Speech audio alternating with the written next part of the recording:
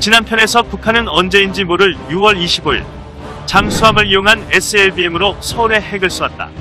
북한의 지상군은 남쪽을 향해 강력한 경계의 움직임을 보이고 있었고, 이에 우리나라 청와대는 긴장을 감출 수 없었다. 결국 핵은 서울 중심부를 타격했고 북한의 불법 침략이 또다시 벌어지게 되었는데, 예상하지 못했던 북한의 핵 공격에 우리나라 정부와 미국 정부는 당황할 수밖에 없었다. 북한은 선제 공격 성공에 기뻐하고 있었을 것이다.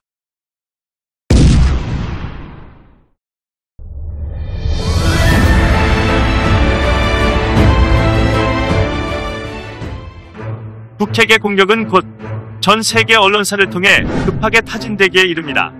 우리나라와 가까운 일본과 중국, 러시아는 물론 서방의 많은 국가들이 충격적이라는 반응과 함께 깊은 유감을 표시하는 한편, 세계안전보장 이사회가 긴급하게 소집되기에 이르죠.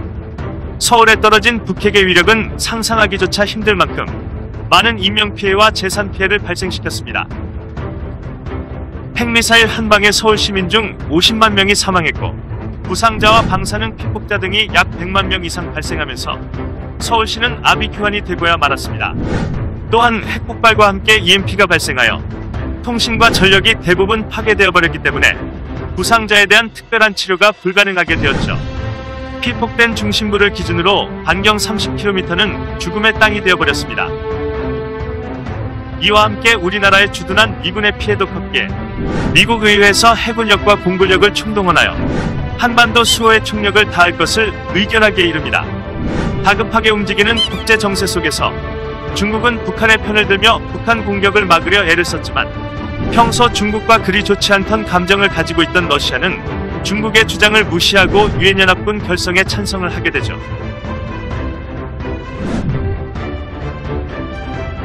이때 청와대 지하 벙커로 피해 있었던 대통령과 참모진이 미국 정부와 대책을 마련하기 위해 연락을 취하는 동시에 휴전선 부근 최전방 부대는 각계 전투를 벌이기 시작했습니다.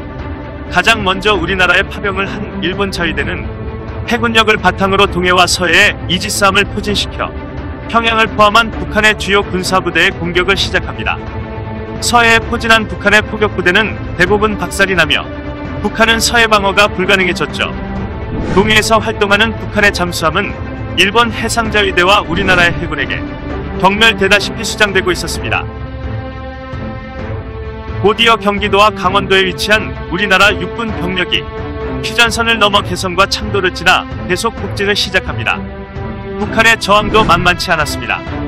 갱도를 이용해 남쪽으로 병력을 보내고 있었지만, 우리나라 정부는 사전에 포착해둔 갱도의 입구에서 북한군의 침입을 철저하게 막아내고 있었죠.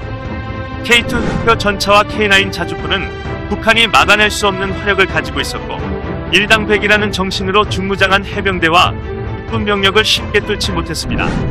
육군의 어마어마한 기갑부대에 웅장한 엔진 소리와 함께 오로지 북진하며 북한의 T-72 탱크를 파괴하기 시작했죠. 수원 공군기지에서 출격한 F-15K와 KF-16 전투기 편대는 청주 공군기지에서 출발한 F-35A와 합세하여 북한 공군기지와 미사일 기지로 출동하였습니다. 비행기 연료가 부족한 북한은 전투기를 모두 띄우지 못하고 일부 운용이 가능한 전투기를 띄웠지만, 평상시 부족한 훈련과 조작 미숙으로 우리나라 공군과 맞붙기에는 무리가 있었습니다. 하늘에서는 우리의 공군력이 북한에 얼마 되지 않는 미그기를 하나둘 지상으로 떨어뜨리고 있었죠.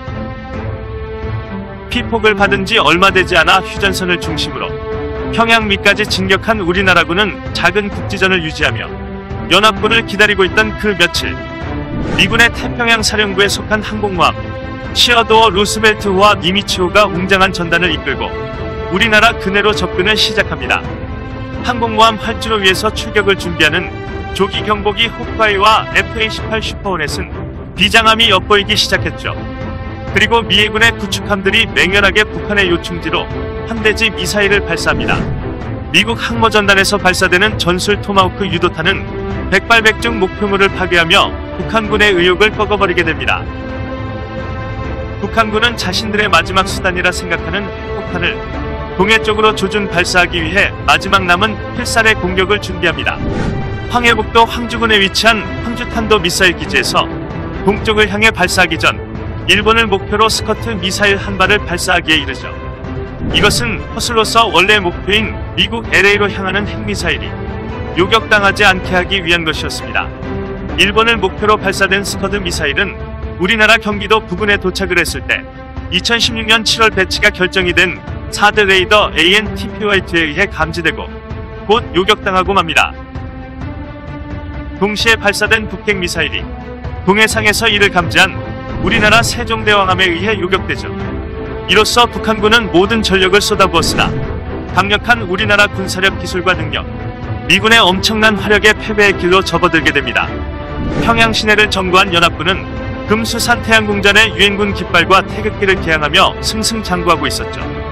그렇게 전쟁은 막바지를 향해 달려가고 있었고 북한은 무조건 항복을 선언하기에 이릅니다.